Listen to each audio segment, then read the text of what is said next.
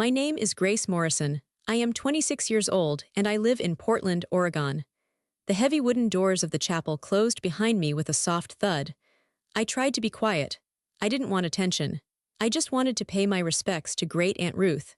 I walked up the aisle and sat in the second row, directly behind the people who used to be my whole world. My mother turned around first. She didn't look sad. She didn't look like a grieving niece. She looked at me with sharp, angry eyes. She likely saw the guest book signature I had just left in the foyer, or maybe she had finally found the public records I sent. "You changed your name," she said. She didn't whisper. Her voice cut right through the silence of the room. It wasn't a question. It was an accusation. The entire chapel seemed to freeze. The soft organ music faded into the background as every single head turned to look at us. My sister, Vivian, gasped. My brother, Brendan, stared with his mouth open. They expected me to shrink. They expected me to apologize or cry, but I didn't flinch. I sat up straighter. For years, I had been invisible to them. But in this moment, as the silence stretched out, I realized something important. This moment wasn't exposing me. It was exposing them. But before I tell you how everything flipped, like and subscribe, drop a comment. Where are you watching from? My name is Grace Morrison. I am 26 years old. I grew up in a house in Austin that was always loud.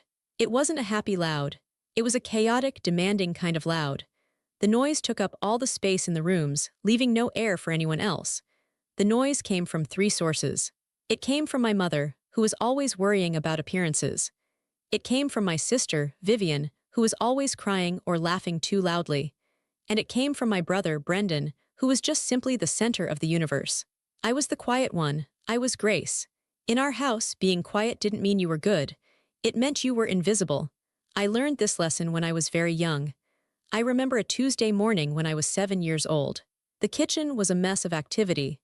My mother was standing at the counter, frantically trying to scrub a stain out of Brendan's baseball jersey. He had a game that afternoon, and in our family, Brendan's games were treated like national holidays. "Hold still," my mother snapped, scrubbing hard. "If you look like a mess, the coach won't play you." Brendan was eating cereal, unbothered. He knew it would get done. He dropped a spoonful of milk onto the floor and didn't even look down. On the other side of the kitchen, Vivian was sitting at the table. She was 10, and she was having a meltdown about her hair. "It looks flat," she wailed. She pulled at a strand of her blonde hair. "Mom, you have to fix it. I can't go to school like this. Sarah will make fun of me." "In a minute, Vivian," my mother yelled back, not looking up from the jersey. I stood by the refrigerator. I was wearing my school uniform. My shoes were tied. My backpack was on my shoulders. I was ready, but I was also hungry. "Mom," I said. My voice was soft. It didn't cut through the noise of scrubbing and wailing. "Mom, can I have lunch money?" I asked, a little louder. She didn't turn around. "Brendan, stop moving. Vivian, get the hairbrush from my purse and do it yourself for once." I waited. I watched the clock on the microwave. The numbers changed. 7:45, 7:46. The bus came at 8 o'clock. I walked over to the counter and stood right next to her. I tugged on the sleeve of her robe. "Mom, I need lunch money," I said. She finally looked at me, but her eyes weren't seeing me. They were looking through me, stressed and annoyed. "Grace, honestly," she huffed. "Can't you see I'm doing a million things? Why didn't you ask me last night?" I had asked her last night. She had been on the phone with Aunt Ruth. I had asked her this morning before she started scrubbing. She hadn't heard me then either. "Just take $1 from the jar," she said, waving her hand dismissively before turning back to Brendan. "There's change in there." I went to the jar on the top of the fridge. I had to drag a chair over to reach it. Inside, there were 3 pennies and a paperclip. There was no dollar. I looked back at them. Vivian was now having her hair braided by my mother, who had abandoned the jersey. Brendan was leaving the milk puddle on the floor. They were a unit. They were a knotted ball of energy and need. I climbed down from the chair. I didn't say anything. I went to the pantry and found a box of crackers. I put a handful in a plastic bag. That was my lunch. I walked to the bus stop alone. I ate the crackers at noon. I didn't complain when I got home. And that was the problem. Because I didn't complain, they assumed I was fine. Because I didn't demand, they assumed I didn't need anything. As I got older, the dynamic solidified into concrete. Vivian got softness. If she got a bad grade, my mother would soothe her. "It's okay, honey, that teacher is too hard anyway." Brendan got attention. If he got a C on a test, my father would hire a tutor and buy him a new video game to keep his spirits up. I got tasks. When I was 12, I came home with a straighter report card. I put it on the kitchen table, right in the center, where they couldn't miss it. My father walked in first. He threw his keys on top of my report card. "Grace," he said, "did you unload the dishwasher? I need a clean glass." "I got all A's," I said. He opened the cupboard. "That's nice. Where are the glasses?" "I got the highest grade in math," I added. I wanted him to pick up the keys. I wanted him to see the paper. "Great," he said, finding a mug instead. "Make sure you fold the towels in the dryer before dinner. Your brother needs his gym shorts." He walked out of the room. He never looked at the paper. I stood there for a long time. I looked at the keys covering my grades. I realized then that my achievements were not gifts to them. They were conveniences. If I was doing well, it meant they didn't have to worry about me. It meant they could spend all their energy on Vivian's drama and Brendan's ego. I became the easy child, the one who didn't need help with homework, the one who didn't need rides because I learned to walk or take the bus, the one who remembered to buy milk when the gallon was empty. They didn't thank me for this. They just expected it. One summer, when I was 14, the difference became painfully clear. We were supposed to go on a family vacation to the lake. I had packed my bag 3 days early. I was excited. I loved the water. It was the only place where the noise of my family seemed to disappear. The morning we were leaving, Vivian woke up with a stomach ache. "I can't go," she moaned from her bed. "It hurts too much." My mother felt her forehead. "She's warm. We can't put her in a car for 4 hours." My father sighed. "Well, we can't leave her here alone." They looked at each other. Then they looked at me. I was standing in the hallway with my suitcase. I was wearing my swimsuit under my clothes. "Grace," my mother said. Her voice had that specific tone.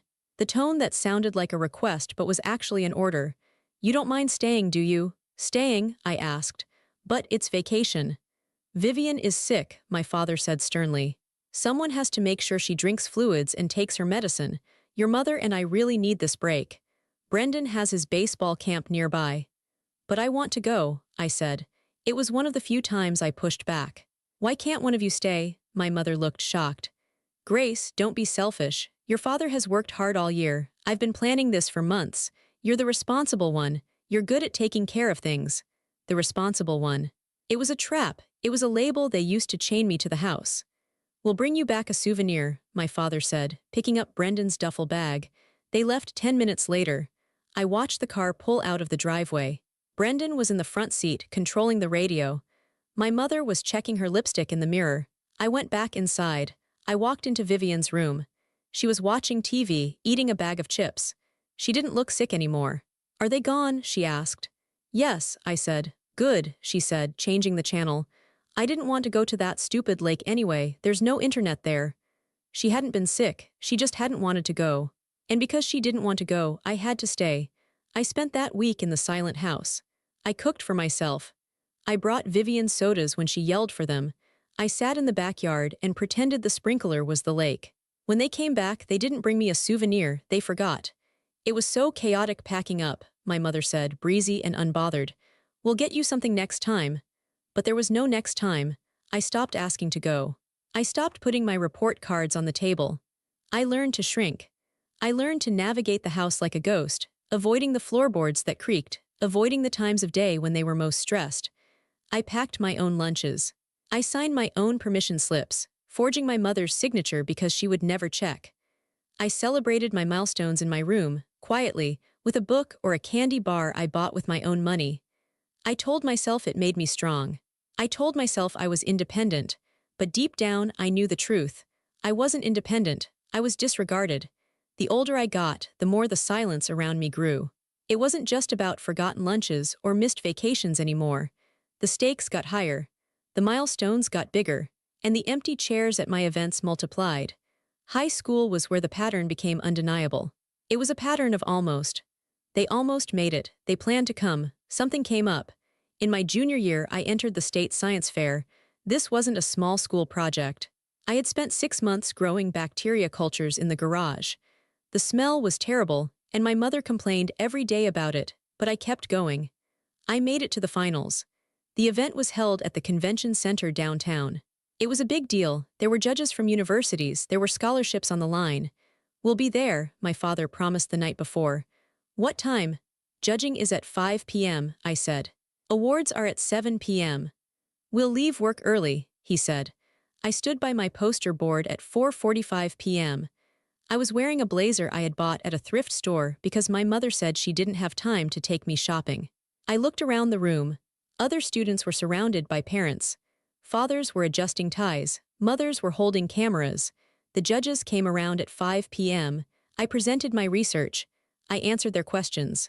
I kept glancing at the double doors at the back of the hall. Every time they opened, my heart jumped, but it was never them. 6 p.m. came, the judging was over. The students were eating pizza. I checked my phone. No texts, no calls. 7 p.m. came. The awards ceremony began. I sat in the third row of metal folding chairs.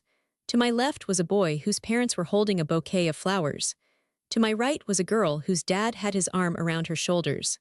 I sat with my hands folded in my lap. I stared straight ahead. Third place in microbiology, Grace Brennan.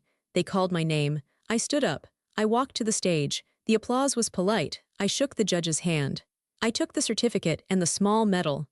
I looked out into the audience, blinded by the stage lights, searching for a familiar face. I saw hundreds of people, but I didn't see my family. I walked off the stage and went back to my seat. I sat there until the ceremony ended. The hall began to clear out. The janitors started folding up the chairs. At 8:30 p.m. my phone buzzed. It was my mother. "Where are you?" "We're outside." I packed up my project. I walked out to the curb. The family minivan was idling there. I opened the sliding door and climbed in. "Sorry we missed it," my father said. He didn't turn around. He was looking at the GPS. Vivian needed new cleats for soccer, and the store was a nightmare. Then we decided to grab dinner while we were out. "We got you a burger," my mother said, passing a greasy paper bag back to me. "It's probably cold now." They didn't ask if I won. They didn't ask to see the project. They had chosen soccer cleats and burgers over the biggest night of my academic life. "I got third place," I said quietly. "That's nice, honey," my mother said. "Did you save me a napkin? I have ketchup on my hands." I ate the cold burger in the dark back seat. The medal was in my pocket, pressing against my leg. It felt heavy. It felt like a piece of lead. 2 years later, it was high school graduation. This was the one event I thought they couldn't ruin. It was a mandatory life event. Everyone went to their kids' graduation. They came. They actually came. They sat in the bleachers. I saw them. My mother was fanning herself with the program. Brendan was playing a game on his phone. Vivian was texting. I walked across the stage. I heard a few claps from their section. I got my diploma. After the ceremony, families were swarming the football field. Hugging, taking pictures, crying. I found my family near the exit gate. "Finally," Brendan groaned. "That took forever. It's so hot out here."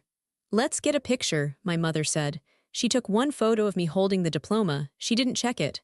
"Okay, let's go. We have reservations at the Italian place." We went to dinner. But the dinner wasn't about me. "So," my father said, buttering a roll. "Brendan, coach says if you bulk up this summer, you're a shoo-in for varsity quarterback." The entire dinner conversation revolved around Brendan's workout routine. They talked about protein powder. They talked about gym memberships. They talked about the schedule for fall training. I sat there in my graduation dress, my diploma resting on the empty chair next to me.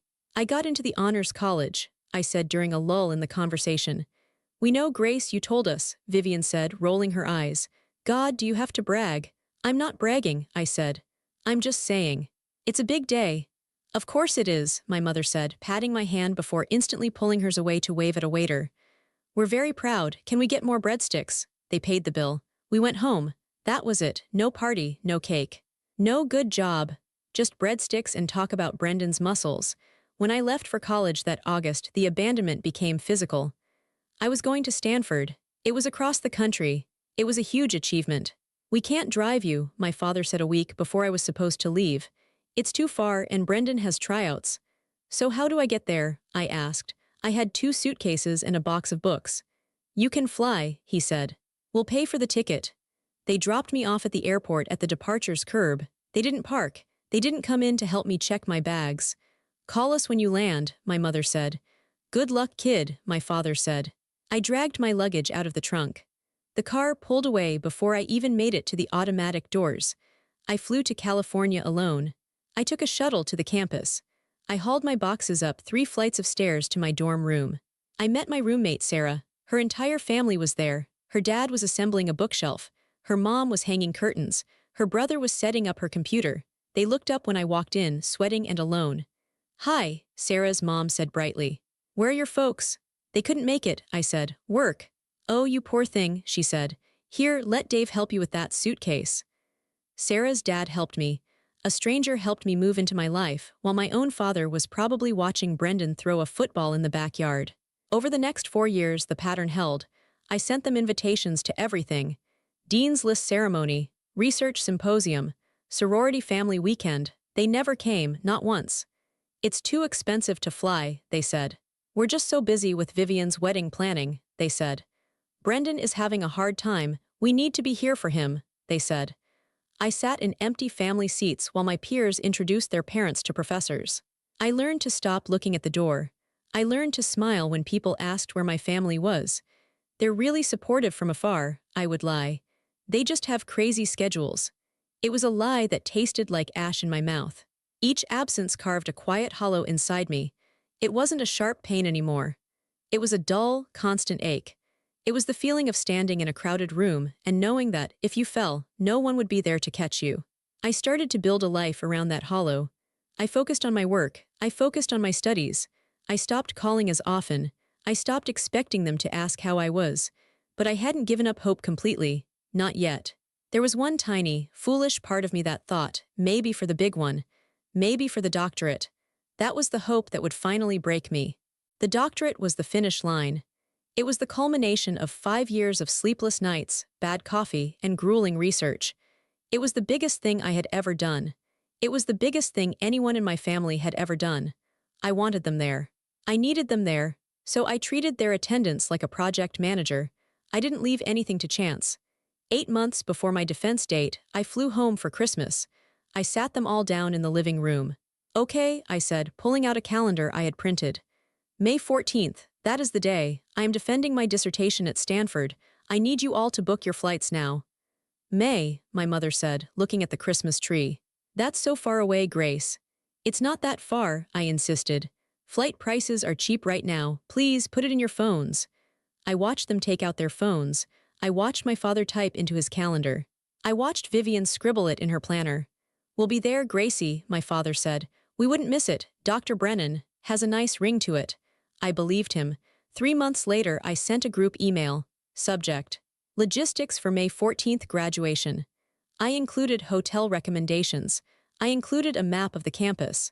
I included the time of the ceremony and the dinner reservation I had made for afterward. My mother replied, "Got it. Looks great." 1 month before I called, "Did you guys book the flights?" I asked. "Dad is handling it," my mother said. "Don't worry so much. You're always so high-strung. We'll be there."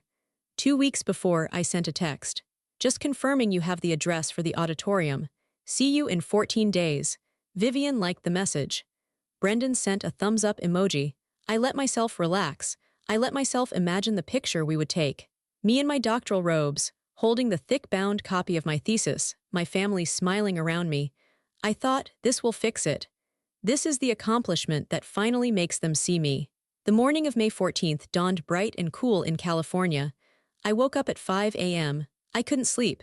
My stomach was in knots, but it was a good kind of nervous. Today I was becoming a doctor. I showered and put on my suit. I did my hair. I drank a cup of tea. I checked my phone. It was 7 a.m. Pacific time, which meant it was 9 a.m. in Austin. They should be at the airport, or maybe even in the air already if they took the early flight. There were no texts. I sent a message to the group chat, heading to campus. "Let me know when you land. Can't wait to see you." I went to the university. I set up my presentation in the small auditorium. My advisor, Dr. Holloway, came in. "Nervous?" he asked. "A little," I smiled, "but ready." "Is your family here yet?" he asked, looking at the empty seats. "They're coming," I said confidently. "Their flight might be a little tight, but they'll be here." 10 a.m. The defense was scheduled for 10:30 a.m. I checked my phone again. Nothing. 10:15 a.m. People started filing in. Other graduate students. Professors from the department. A few friends I had made in the program. I kept my eyes on the double doors at the back. Every time they swung open, I held my breath. 10:25 a.m. The room was full, except for the front row. I had placed 4 reserved signs on the seats in the center. Mom, Dad, Vivian, Brendan. The signs sat there, white and stark against the dark fabric of the chairs. My phone buzzed in my pocket. I pulled it out, my hands shaking. It was a call from my mother. I answered it immediately, whispering, "Mom, are you guys here? I'm about to start." Grace, her voice sounded loud. There was wind in the background, and music. Loud country music, and laughter. "Mom, where are you?" I asked. "Are you in the parking lot?" "Parking lot?" She laughed. "No, honey, we're in the backyard." I froze. "What?" "We're at Brendan's place," she said. "He's hosting a barbecue. It's the first really nice weekend of the year. The weather is gorgeous."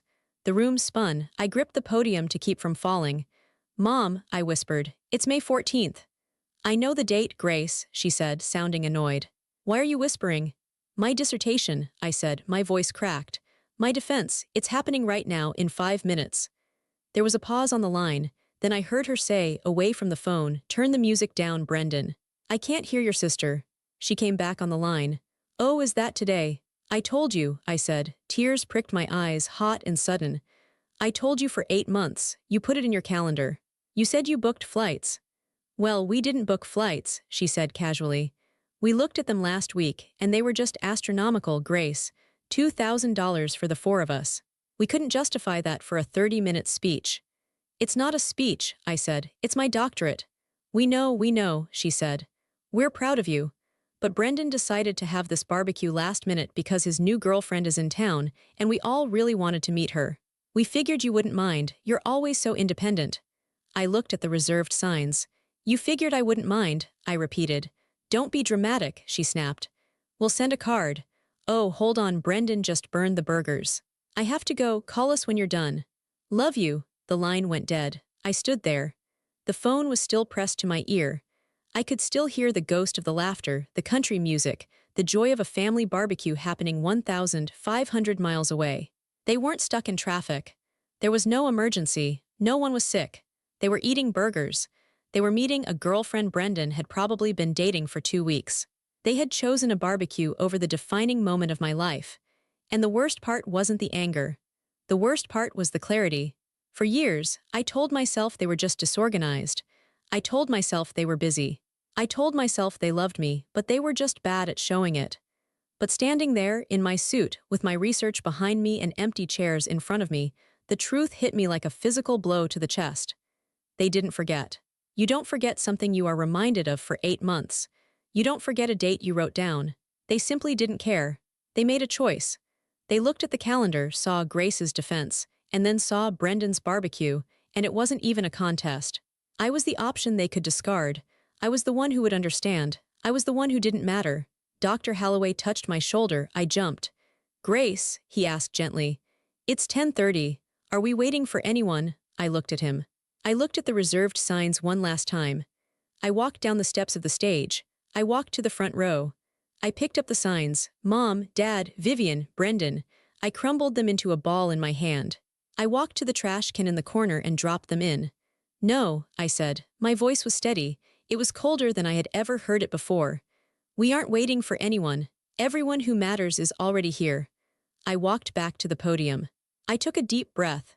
And I began to speak. I defended my dissertation alone. I spoke for 45 minutes.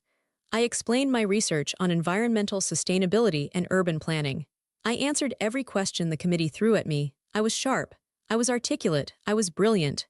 When I finished, the committee asked me to step outside while they deliberated. I stood in the hallway. Usually this is the moment where the student paces nervously, and their family huddles around them, patting their back, telling them it went well. I stood against the wall. I checked my phone. No texts.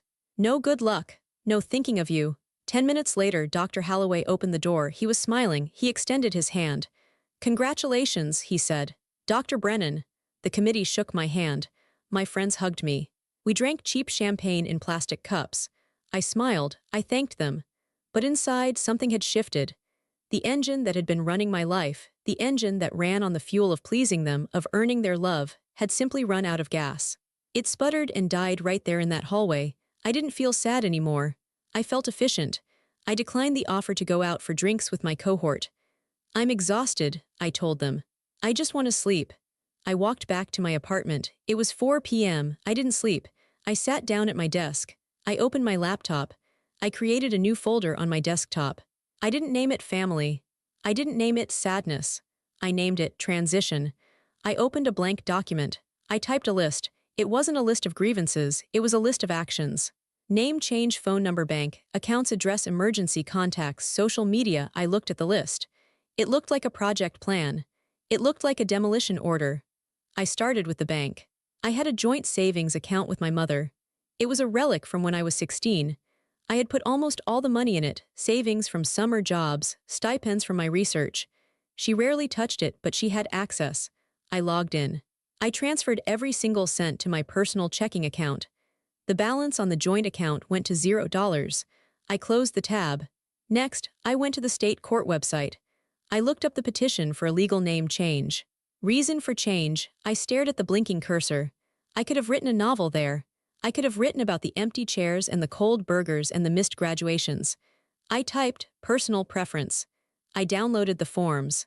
I filled them out. Then I went to my contacts. I scrolled to Mom. I hovered over the edit button. I didn't delete her number. That would be too emotional. Instead, I changed the ringtone to silent. I turned off notifications for her messages.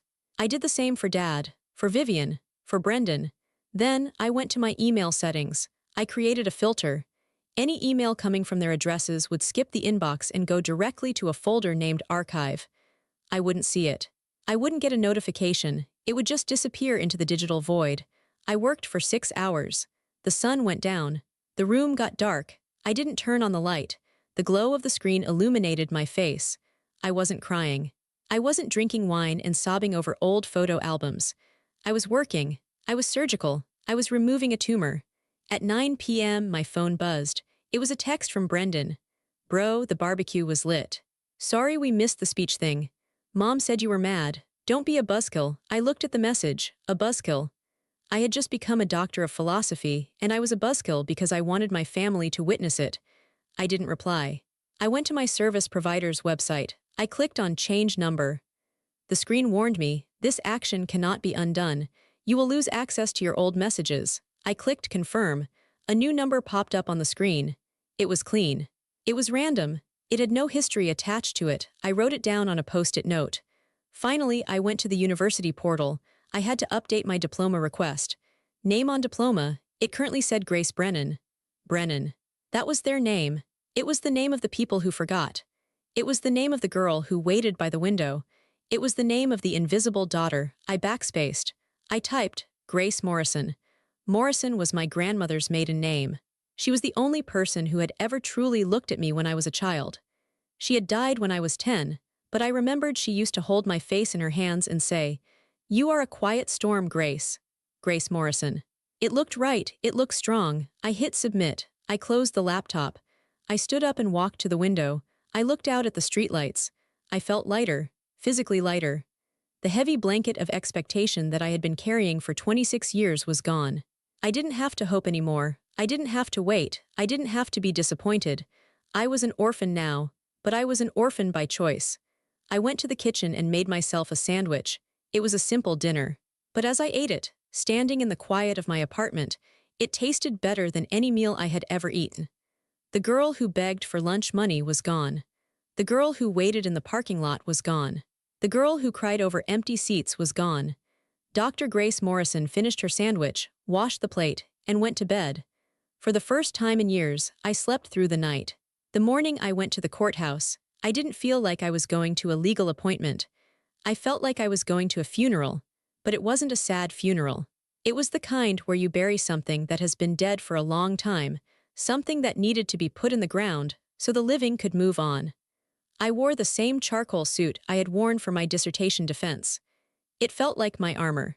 It was the only piece of clothing I owned that felt like it belonged to the new version of me. The courthouse in Santa Clara County was a large, gray building. It smelled like floor wax and old paper. I went through the security checkpoint. I put my bag on the belt. I walked through the metal detector. I didn't beep. I walked to the clerk's office. I took a numbered ticket from the red dispenser. Number 42. I sat on a hard wooden bench and waited. I looked around at the other people. There was a young couple holding hands, probably getting a marriage license. There was a man looking angry and tired, probably filing for divorce. And then there was me. Number 42, a voice called out. I walked to the window. The clerk was a woman with glasses on a chain and a tired expression. She didn't look up immediately. How can I help you? She asked, typing on her keyboard. I have a hearing for a name change, I said. Grace Brennan. She stopped typing. She looked at me. Case number. I slid the paperwork under the glass partition. My folder was organized. Everything was clipped and highlighted. I didn't want any delays. I didn't want any questions I couldn't answer. She checked the file. Okay, Judge Miller, courtroom 3 billion. You're up in 20 minutes. I walked to courtroom 3 billion. I sat in the back. When my name was called, I walked to the front. The judge was an older man with white hair. He looked over his glasses at me. Grace Brennan, he asked. Yes, Your Honor. And you are petitioning to change your name to Grace Morrison. Yes, Your Honor. Is this change to avoid debts, criminal charges, or lawsuits? He asked. It was a standard question. No, Your Honor. Why do you want to change your name? This was the question I had practiced in the mirror. I could have told him the truth. I could have told him that Brennan felt like a heavy coat I couldn't take off. I could have told him that every time I heard it, I heard my mother's dismissive tone or my father's indifference.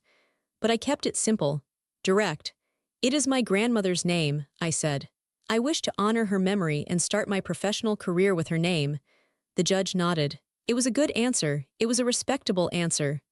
Very well, he said. He stamped a document. The sound of the stamp hitting the paper was loud. Thwack. Petition granted, he said. Good luck, Miss Morrison. I walked out of the courtroom. My hands were shaking, just a little, not from fear, from adrenaline. I went back to the clerk's office to get the certified copies of the order. I bought 10 copies. I wanted to be sure I never ran out. When I held the paper in my hand, seeing the court seal and the words Grace Morrison, I expected to feel sad. I expected to mourn the girl I used to be. But I didn't. I felt clean. I felt like I had just taken a long, hot shower after working in the mud for 20 years. The next week was a blur of administration. I treated it like a job. Monday, Social Security Administration. I sat in a plastic chair for 3 hours. When I finally got to the window, I handed over my old card. The woman behind the glass took scissors and cut it in half. I watched the name Grace Brennan get sliced apart. She dropped the pieces in a bin. Your new card will arrive in 7 to 10 days, she said. Tuesday, the DMV. I took a new photo. I didn't smile, but I didn't frown either. I looked calm. I looked steady. When they handed me the temporary paper license, I stared at it. Grace Morrison. Height, 5'6", eyes, brown. It was me. But it was a version of me that didn't belong to them anymore. Wednesday, the bank. This was the most satisfying part. I walked into the branch. I sat down with a banker. I need to update my accounts, I said, and I need new debit cards and checks. The banker was chatty. Did you just get married? She asked, looking at the name change order. No, I said. I didn't offer an explanation. I didn't smile to soften the answer. Oh, she said, flushing slightly. Okay, let's get this updated. She printed out a new signature card. I picked up the pen. My hand hovered over the paper for a split second. My muscle memory wanted to write a B. I forced my hand to move differently. Grace Morrison. The signature was sharper, pointier. It looked like barbed wire. It looked like a boundary. Thursday, Human Resources at the university. I went to the admin building. I needed my final transcripts and my diploma to reflect the truth. This is cutting it close, the registrar said. We're printing diplomas next week. I have the court order, I said, sliding it across the desk. It's legal. It has to be changed. She sighed, but she typed it in. Okay, Dr. Grace Morrison. It's in the system. By Friday afternoon, I had erased Grace Brennan from every legal system in the United States. I went back to my apartment. I had a box of old papers under my bed. Old birthday cards from my parents. Old school projects with Grace Brennan written in crayon. I took the box to the recycling bin behind my apartment complex. I didn't look through it. I didn't read the generic happy birthday, love mom and dad messages one last time. I dumped the box into the bin. The papers fluttered down, mixing with pizza boxes and soda cans. I walked back upstairs. My phone was on the kitchen counter. It had been silent all week. No one had called. No one had texted to ask how my defense went. No one had checked in. They didn't know I didn't exist anymore. To them, I was just Grace, the daughter who was probably sulking. They were probably waiting for me to call and apologize for ruining the vibe of the barbecue. They would be waiting a long time. I sat down at my laptop. I opened my email. I saw the folder labeled Archive. It had a number next to it. 4. They had sent 4 emails. I didn't open the folder. I didn't want to know what they said. I composed a new email. It wasn't to them. It was to a real estate agent in Portland, Oregon. Subject: Apartment Inquiry Body. My name is Dr. Grace Morrison. I am relocating for work next month. I am interested in the one-bedroom unit on Elm Street. I hit send. I was Grace Morrison. And Grace Morrison didn't live in the past. She lived in the future. I chose Portland because it was wet. That sounds strange, I know, but Austin was dry and hot. California was sunny and bright. I wanted rain. I wanted green trees that dripped water. I wanted a place that felt quiet and washed clean. I didn't tell anyone I was leaving. I simply packed. I sold my furniture. The bed, the desk, the cheap dining table I had bought in grad school, I sold it all on Craigslist. I didn't want to bring anything with me that held the energy of the last 4 years. I kept only my clothes, my books, and my laptop. Everything fit into the back of my small sedan. I drove north. The drive took 2 days. I drove up the coast. I watched the landscape change. The golden hills of California turned into the towering pines of Oregon. The air got cooler. The sky turned a soft, comforting gray. I crossed the state line into Oregon, and I felt a physical release in my chest. It was as if I had been holding my breath since I was 7 years old, and I was finally exhaling. I arrived in Portland on a Tuesday afternoon. It was raining, just like I hoped. My new apartment was in a quiet neighborhood called Selwood. It was on the 2nd floor of an old house that had been converted into units. It had hardwood floors that creaked in a friendly way. It had a big window that looked out onto a massive oak tree. I unpacked my books. I hung up my clothes. For the first time in my life, I decorated for me. In my childhood home, my room had been a guest room first, and my room second. It was painted a neutral beige so it could be repurposed if needed. I wasn't allowed to put posters on the walls because of the tape. Here, I bought a dark green rug. I bought a velvet armchair. I bought art, strange, abstract prints that I liked. I filled the windowsill with plants. It was quiet, but it wasn't the lonely silence of my childhood bedroom. It was a peaceful silence. It was a silence I had chosen. 2 weeks later, I started my new job. I had been hired by a mid-sized environmental consulting firm called Verd Strategies. They worked with cities to plan sustainable parks and water systems. I walked in on my first day wearing my charcoal suit. I was nervous. I was used to being the person in the room who took notes. I was used to being the person who fetched the coffee. I was used to being interrupted. My boss was a man named David. He was in his 50s with a beard and kind eyes. "Welcome, Grace," he said, shaking my hand firmly. "We're really excited to have you. Your dissertation on urban water runoff was fascinating."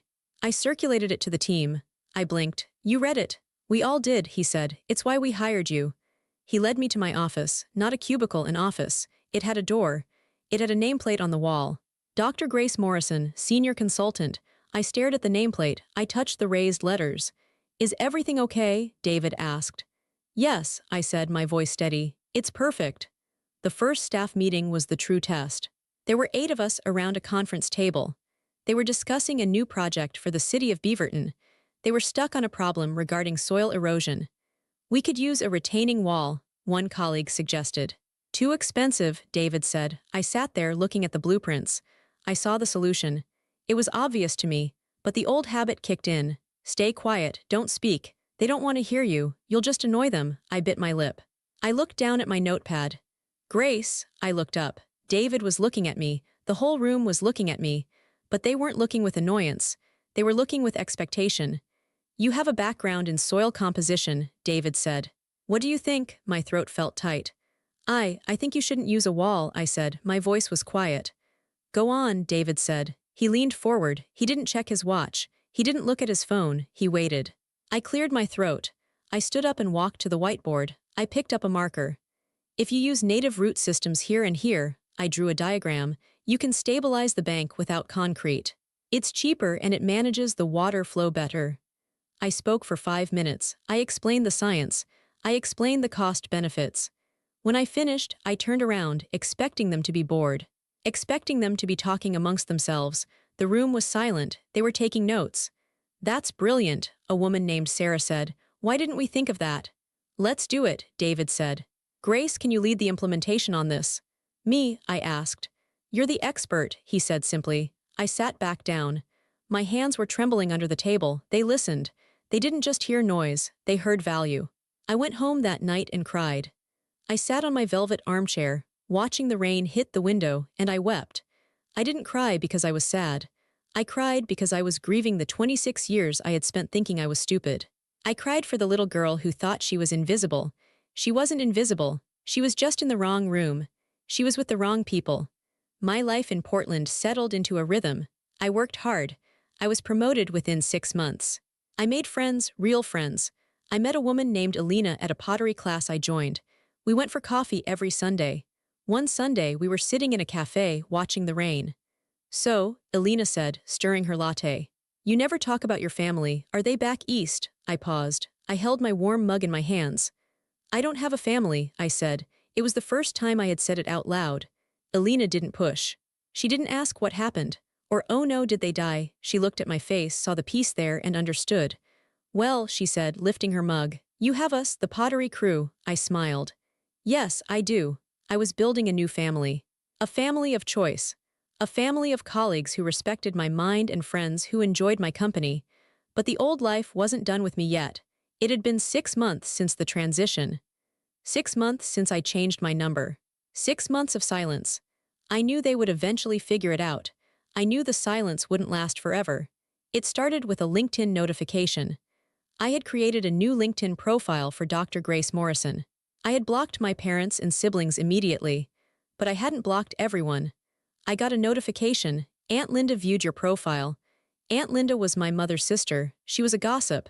She was the family news network. I stared at the screen. I knew what was happening.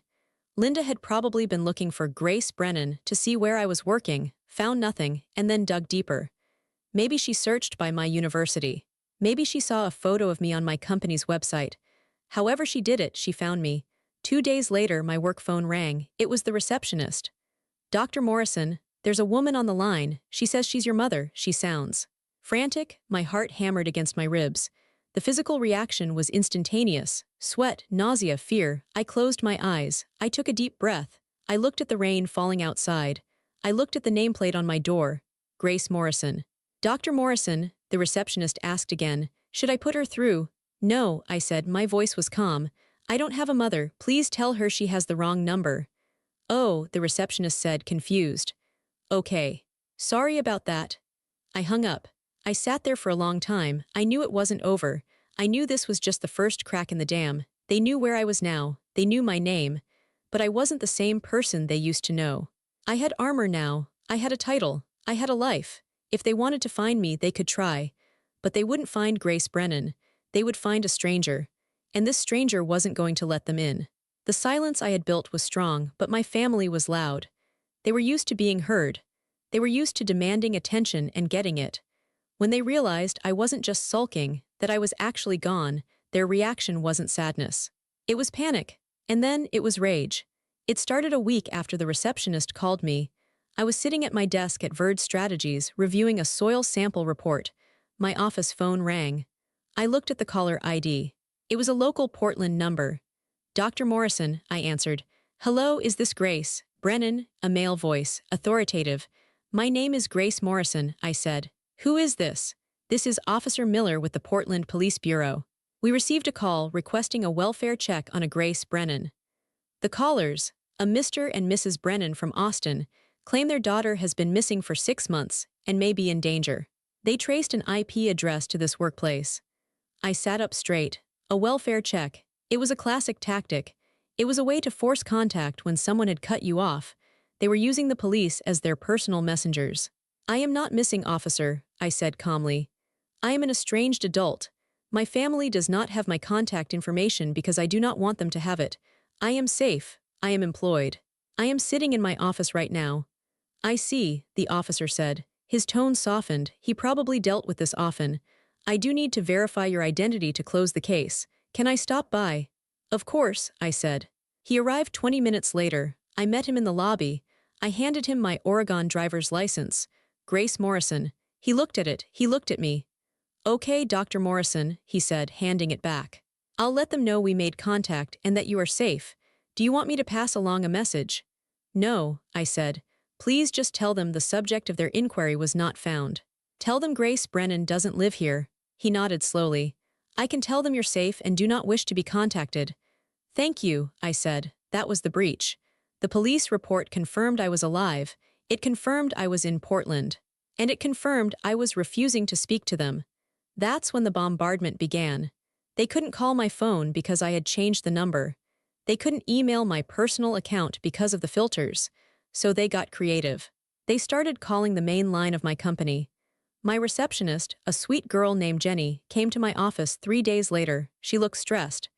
Grace, she said, I keep getting calls. It's a woman. She says she's your mother. She's really intense. She says it's a medical emergency. My stomach dropped. What kind of emergency?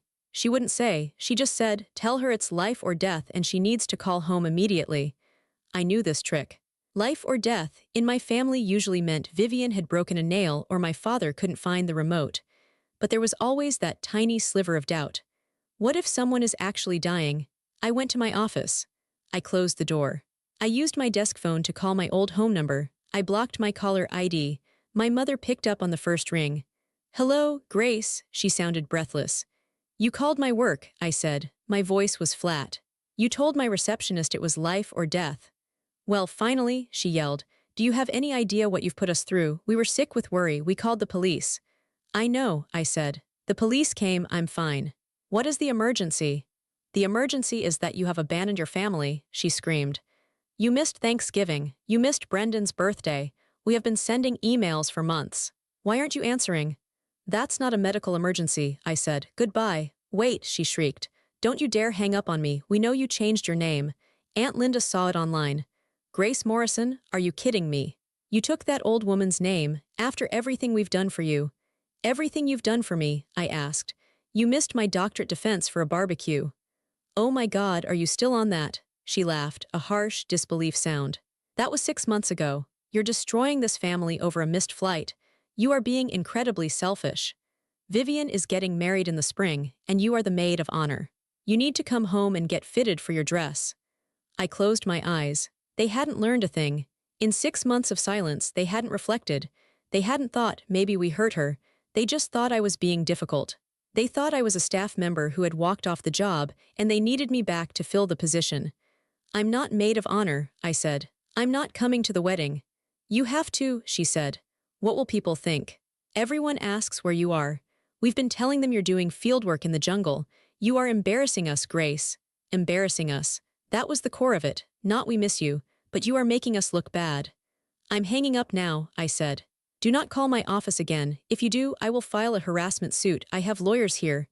You wouldn't dare, she hissed. We are your blood.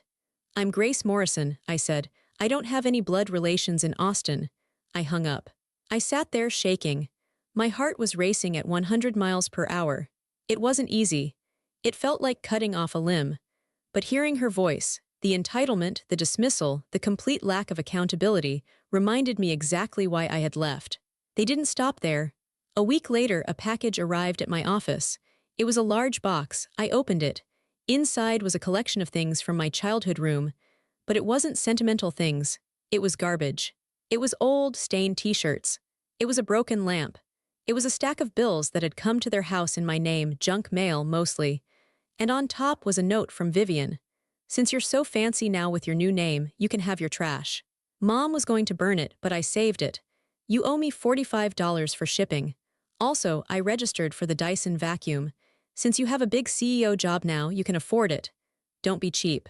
I looked at the box of junk. I didn't feel angry. I felt pity. They were flailing. They were trying to hurt me, trying to get a reaction, trying to pull on strings that had been cut. I took the box to the break room. Does anyone want a broken lamp? I asked my colleagues. I can fix it, the IT guy said. I need parts. It's yours, I said. I threw the note in the recycling bin. I didn't buy the vacuum. For the next few months, the attempts continued, but they grew weaker. My father sent a LinkedIn message before I blocked him too. Your mother is crying every day. You are killing her. Call home. Brendan sent a text to my old number, which I assumed failed, but he probably sent it anyway. They were screaming into a void, and the amazing thing was, the void didn't scream back. My life in Portland continued. I went to work. I watered my plants. I laughed with Alina. I dated a nice man named Mark who was an architect. I told Mark about them on our third date. They sound exhausting, he said, frowning. They are, I said. That's why I'm not tired anymore. I thought I was free. I thought I had weathered the storm. But the universe has a funny way of testing your resolve. It usually waits until you feel safe, and then it drops a bomb. The bomb came in the form of an obituary. I had a Google alert set up, not for my parents, but for Ruth Brennan, Austin, Texas. Great Aunt Ruth. She was my father's aunt. She was the only person in that entire extended clan who had ever been kind to me. She was the one who sent me $50 in a card for every birthday, even the ones my parents forgot. She was the one who told me I was smart. She was the one who, when I was 12 and crying in the bathroom at a family reunion because Vivian had made fun of my shoes, came in and handed me a handkerchief. Don't let them make you hard, Grace, she had told me. You're better than them because you feel things. The alert popped up on my phone on a Tuesday morning in November. Ruth Marie Brennan, 88, passed away peacefully. I stared at the screen. I felt a sharp, clean sadness. I didn't cry for my parents, but I cried for Ruth. I read the details. The funeral was Friday. At St. Mary's Chapel in Austin. I knew I had to go. I didn't have to go for them. I had to go for her. I had to go to say goodbye to the only person who had seen me, but going back meant walking into the lion's den.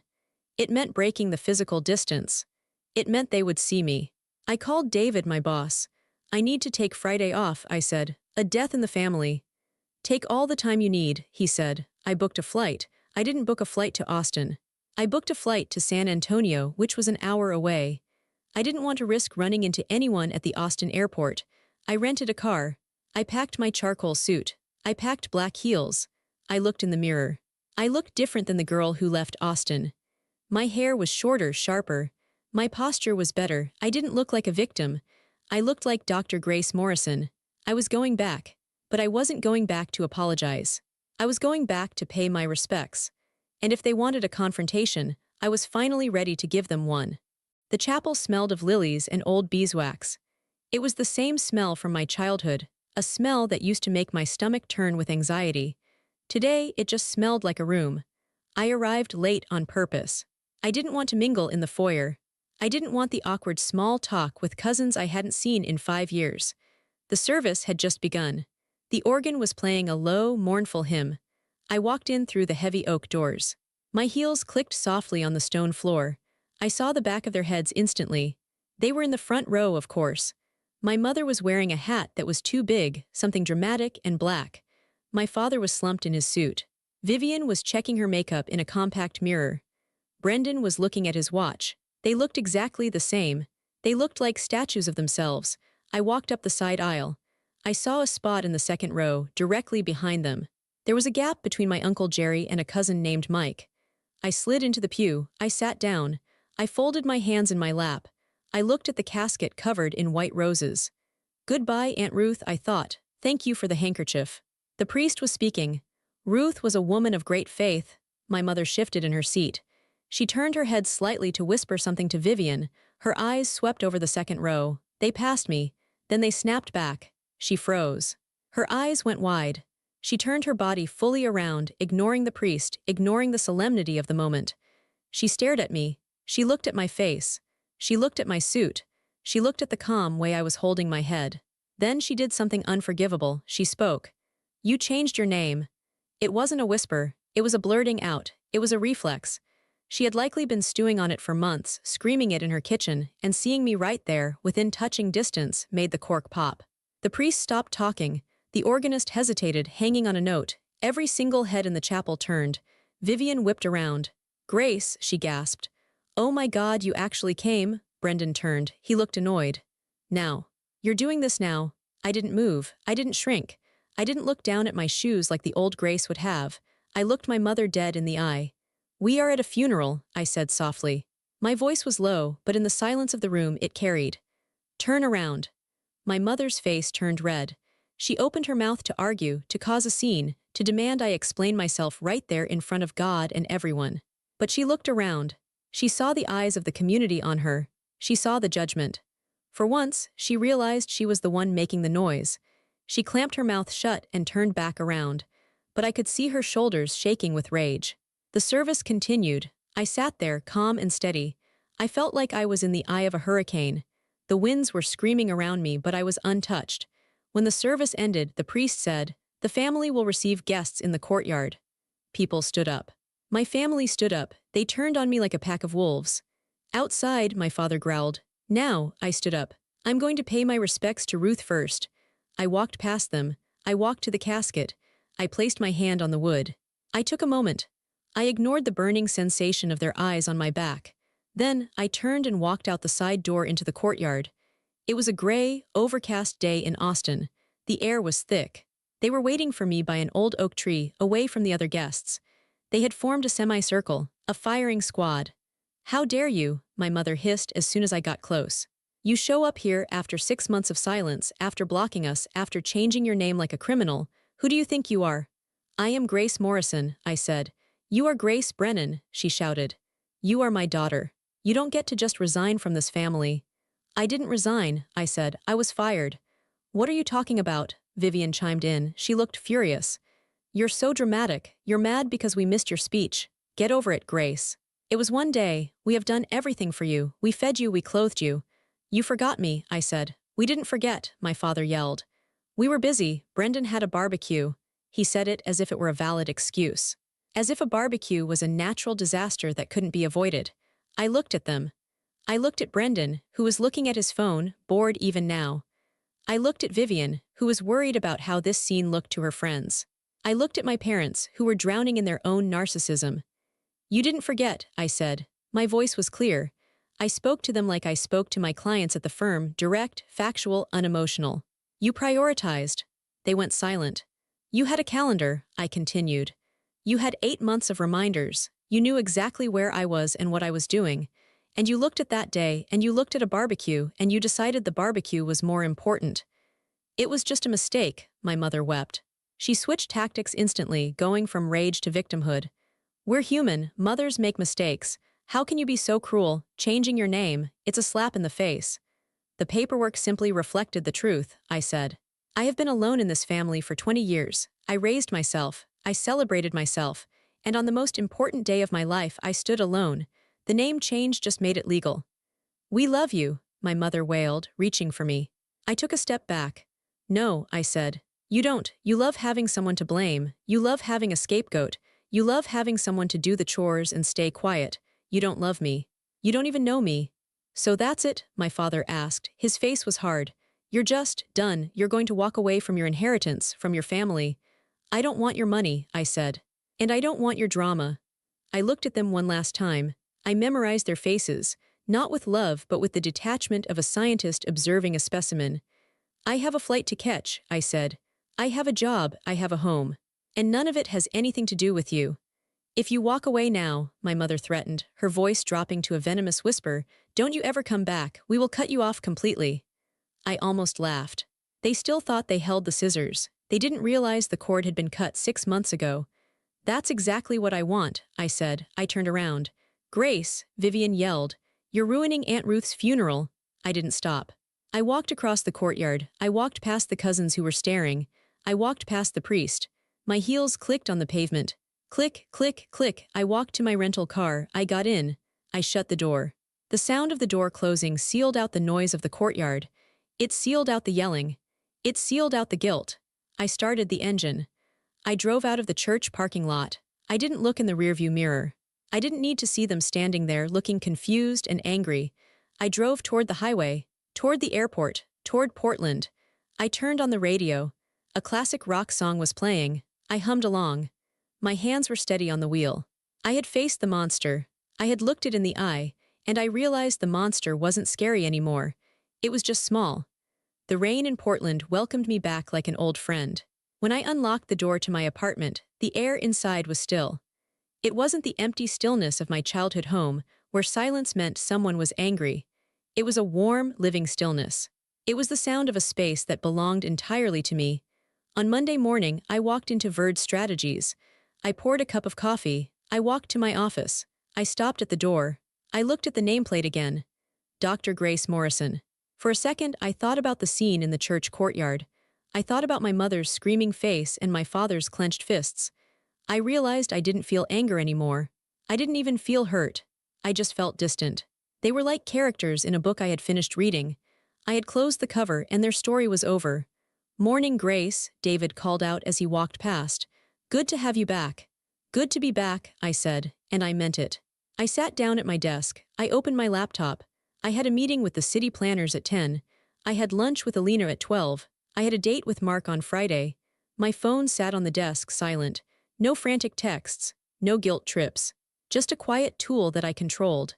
I realized then that my mother was wrong. She thought I had run away. She thought I had vanished. But as I looked out the window at the green trees and the gray sky, I knew the truth. I didn't vanish. I arrived. I was finally the main character of my own life. The silence around me wasn't a hole to be filled. It was a foundation. It was solid. And most importantly, it was mine.